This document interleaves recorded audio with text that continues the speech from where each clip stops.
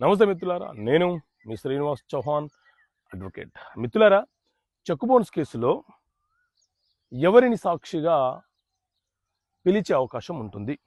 So మిత్రులారా, మన దేశంలో NI act, negotiable instrument act అనే చట్టం ఉంటుంది. ఈ ఎన్ఐ యాక్ట్ చట్టం ప్రకారంగా మనము చెక్ బౌన్స్ కేసులు మెజిస్ట్రేట్ కోర్టులో ఫైల్ చేస్తూ ఉంటాము.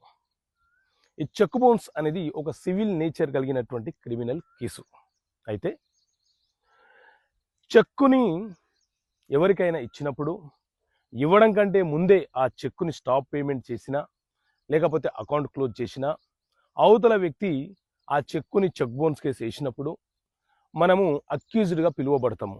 అయితే ఆ చెక్కు నేను ఇవ్వలేదని, ఆ చెక్కుకు సంబంధించిన అకౌంట్ ఎప్పుడో క్లోజ్ అయిపోయిందని మనం నిరూపించుకోవాలి అనుకునే సందర్భాలు ఎదురైనప్పుడు సాధారణంగా అక్యూజ్డ్ ఏం చేస్తుంటారంటే, మన అకౌంట్ ఏ బ్యాంకులో ఉందో ఆ బ్యాంకు మేనేజర్ని ఎవిడెన్స్గా, విట్నెస్గా కోర్టుకి ఆ కేసులో పిలువమని న్యాయస్థానాన్ని కోరుతారు.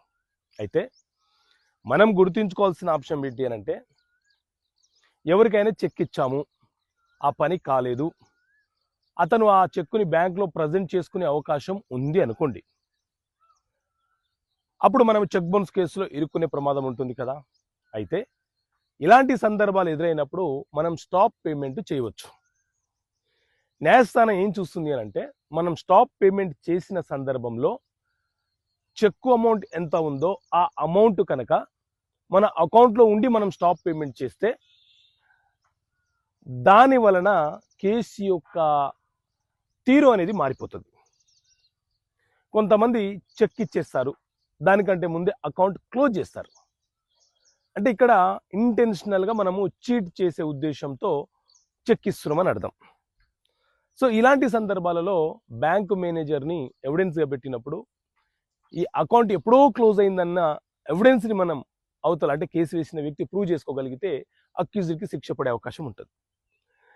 అంటే సాధారణంగా ఎన్ఐ యాక్ట్ ఏం చెప్తుంది, అకౌంట్ ఎప్పుడు క్లోజ్ అవుతుంది అని అంటే, అకౌంట్ని మనం క్లోజ్ చేసేటప్పుడు మన దగ్గర ఉన్న చెక్ బుక్ని కూడా బ్యాంకు వాళ్ళకు సరెండర్ చేస్తే అక్కడితో ఆ అకౌంట్ క్లోజ్ అవుతున్నట్టు అని అర్థం.